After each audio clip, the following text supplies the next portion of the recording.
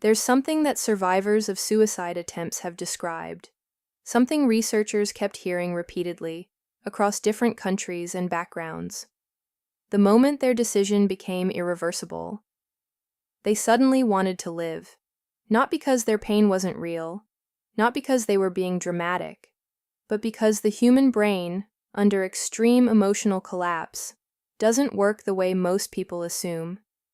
And that raises a question that's genuinely hard to sit with. Do people feel regret at the point of no return? Most people picture a suicidal crisis as something calm and deliberate, like a person carefully deciding they no longer want to exist. But psychologists and survivors describe something very different. In most cases, people don't actually want death. They want the pain to stop. And that difference is everything. Because emotional pain can get so consuming that the brain slowly loses its ability to imagine a future where things feel okay again. Not because that future doesn't exist, but because the brain in that state simply can't access it anymore. And once that happens, escape starts to feel more real than recovery. There's a man named Kevin Hines. At 19 years old, he jumped from the Golden Gate Bridge and somehow survived. Years later, he described something that millions of people couldn't stop thinking about. The millisecond my hands left the rail, it was instant regret. Think about what that sentence actually means. Someone can spend months, sometimes years, convinced there is absolutely no way forward. And then, in a single second, the moment after crossing a line that cannot be uncrossed, the mind completely reverses, which tells us something important. The brain in those moments wasn't seeing reality clearly. It was operating inside a kind of tunnel, narrow, rigid, sealed off from any other possibility. The reversal didn't happen because the pain disappeared. It happened because the brain suddenly recognized permanence, and an entirely different system activated. Psychologists call this cognitive constriction. Your thinking gets smaller, more rigid, more trapped. A healthy brain, even under pressure, can still hold multiple possibilities. Maybe things look different in a few weeks. Maybe I should talk to someone. Or maybe I'm just overwhelmed right now. But a brain locked inside emotional crisis stops generating those alternatives. Everything collapses into one absolute conclusion. Nothing will ever change. And the terrifying part is that the brain fully believes this, while it's happening. You've probably felt a smaller version of this. On some nights, everything feels ruined. Your mind turns on you. The future looks sealed. And then, sometimes just after sleep, sometimes after one conversation, your perspective shifts just enough to breathe again. The situation didn't change, but your nervous system did. That's what psychologists mean when they say suicidal crises are often states of emotional overload, not accurate reflections of reality. The brain under severe distress perceives everything through exhaustion, fear, shame, and pain, all at once. And pain changes everything about how the world looks. Another survivor, Ken Baldwin, later said something that became one of the most quoted lines in mental health research. He said that the moment he started falling, he realized every single problem in his life was actually solvable, except for what he had just done.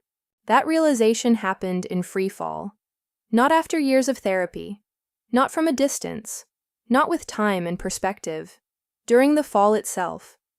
And what that tells us about the human mind is almost unbearable to sit with. When the brain suddenly recognizes that consequences are permanent, something else activates almost instantly: survival instinct, clarity. The emotional fog lifts all at once. Survivors described it as terrifyingly lucid, suddenly thinking about family, about ordinary moments they still wanted, about the possibility that maybe things weren't completely beyond saving after all.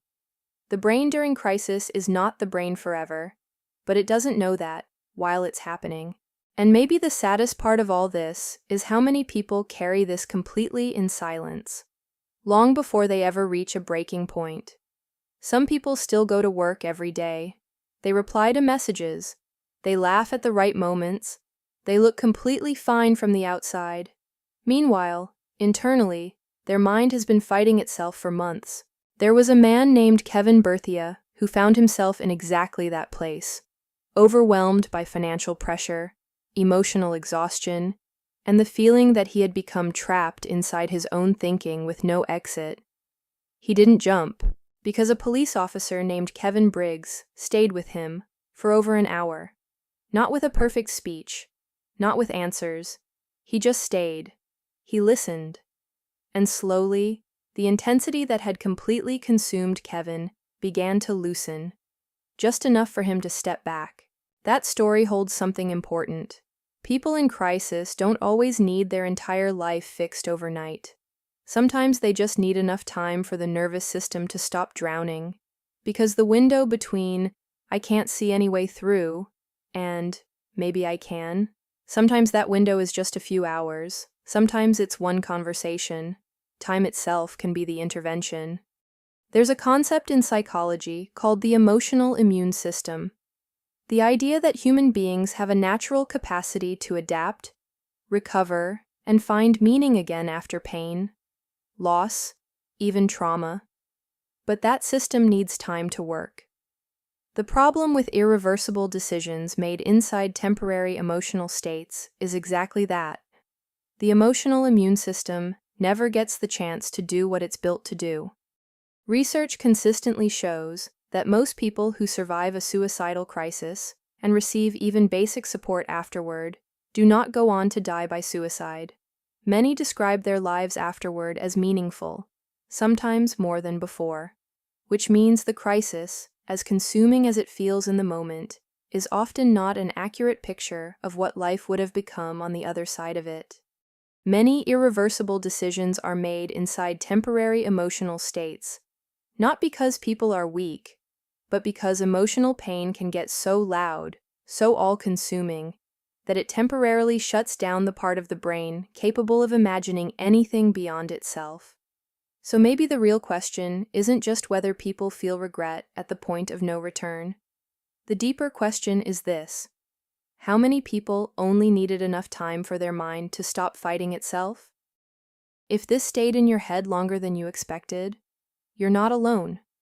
Human psychology gets most interesting in the moments we understand ourselves the least. And sometimes the most important thing about the human brain isn't how dark it can get. It's how quickly it can shift if given just enough time.